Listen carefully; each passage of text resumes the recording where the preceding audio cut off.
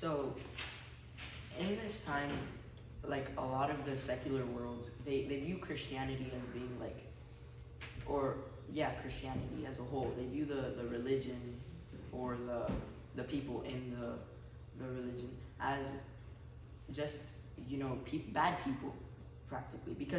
And they do it because of the stereotypes that have been formed off of off of a select few people who hate other races or who think themselves better than others because of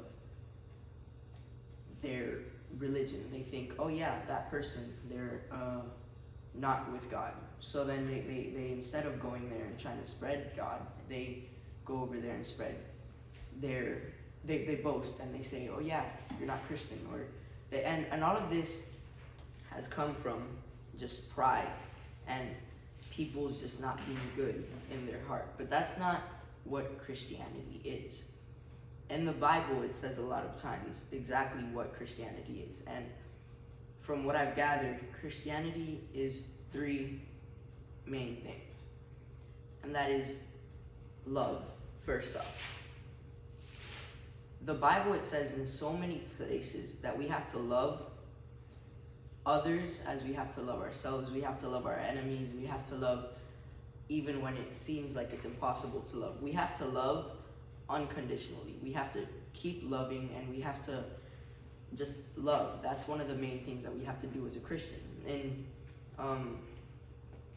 1 Corinthians 13:13, it says, so now, faith, hope, and love, abide these three, but love is the greatest of all. Love is important because it's one of the things that God does. And God does it so graciously and so mercifully that we have to love. Because we Christians and humans but we Christians who have gotten closer to God and found our purpose in Him, we have to love because we have to reflect what God does to us. We have to be a mirror of God. We have to try. So, the second thing that we have to do is show compassion. And compassion is similar to love in a lot of aspects, but they differ in one big aspect, which is the main difference and why compassion itself is worth bringing up. Compassion differs from love in the part where compassion is sympathy or love towards others, but while they're not in their highest place, while they're in a lower place, right? So compassion is to love others even though you don't get anything out of it. It's to love others when they are lower than you. To show love even though, like God does, even though that person, they might be worthless, they might be on the ground, they might not have anything to give, but you still love them and you give them your love and your compassion. You give them all of that. That is what compassion is. And we have to have compassion as well as Christians, because that is what God does for us. And like I said, we have to try to show what God does for us. We have to try to show what God is to the world. So when we as Christians go into life, we have to go into it with compassion and love. We have to go into it trying to spread God's mercy and God's grace to everyone.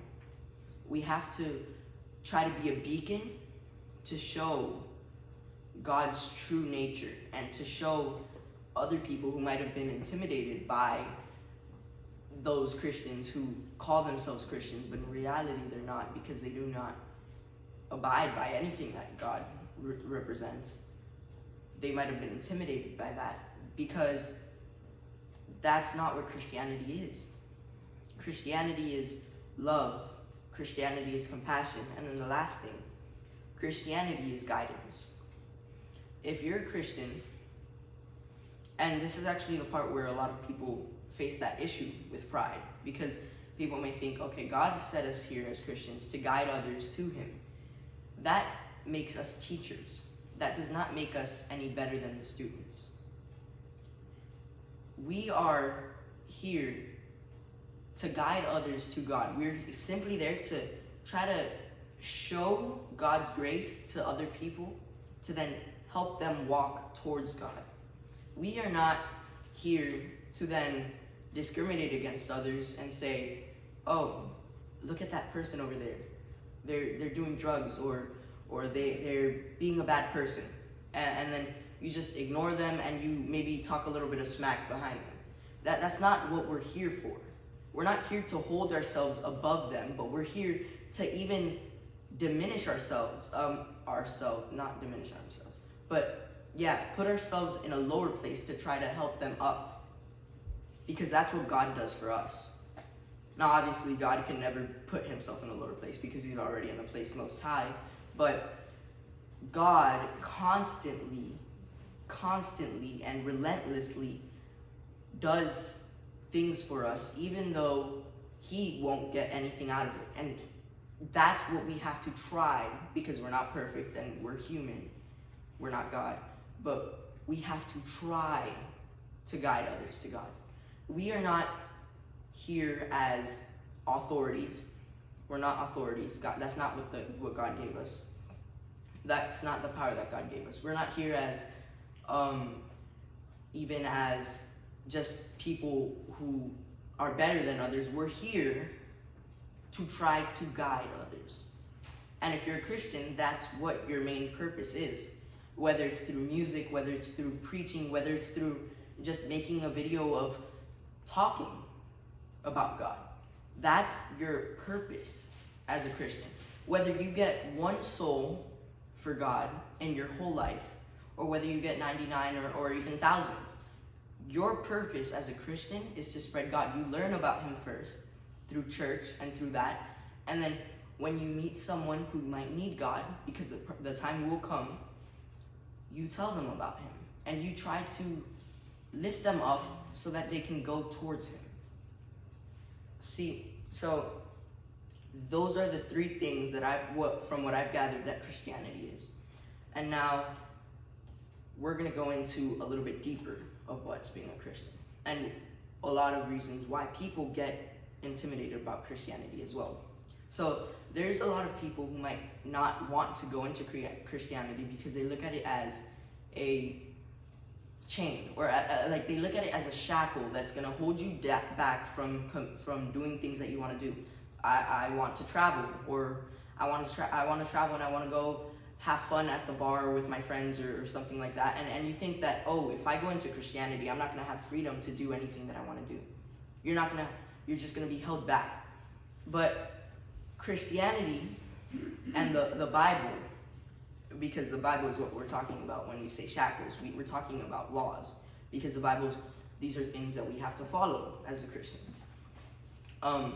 But the thing is that it's like the government.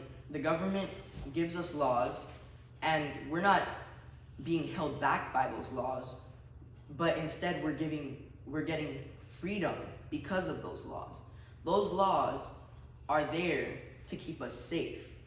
See, the laws in the government that we have to follow, they are set there because when we follow them, we're able to not be imprisoned. We're being protected by those laws, because these laws, that whether it's from the Bible or from the government, they keep us out of jail, right? These laws are not to hold us back, but they're to make sure that we live a life of freedom with joy, where no one, well, obviously there's people who break these laws, but where no one should, if the laws worked, if people followed them, no one should have their rights violated. That's what this book right here, the Holy Bible, that's what it is. It's not a chain or just another set of rules that you have to follow. Oh no, I'm gonna have to wake up in the morning, I can't do anything. You're right. It's not that. These laws are here to give us more freedom. God has given us this Bible, this book, of laws to help propel us in this world, in this life, and then free us in the afterlife. This Bible is freedom, and it is not a chain to hold you back. It is not something that's going to hold you down or bring you back in life. And it's something that's going to instead bring you forward, help you prosper in life. And not only that, but it's going to help you live a nice life. And this message was not long. It was not anything, too big. It was just something that was brought to me in lunch at the cafeteria. But to sum it all up, God isn't looking for perfection in us, because he knows he made us, he didn't make us imperfect. He made Adam and Eve perfect. And then because of their sin, they became imperfect. And now we are all imperfect. But he knows and he accepts that we're not perfect. He knows that we can't be perfect, so what he does is he doesn't look for perfection in a world of people who are imperfect, because that'd be just crazy. He would never find it. What he looks for is people who give him their best.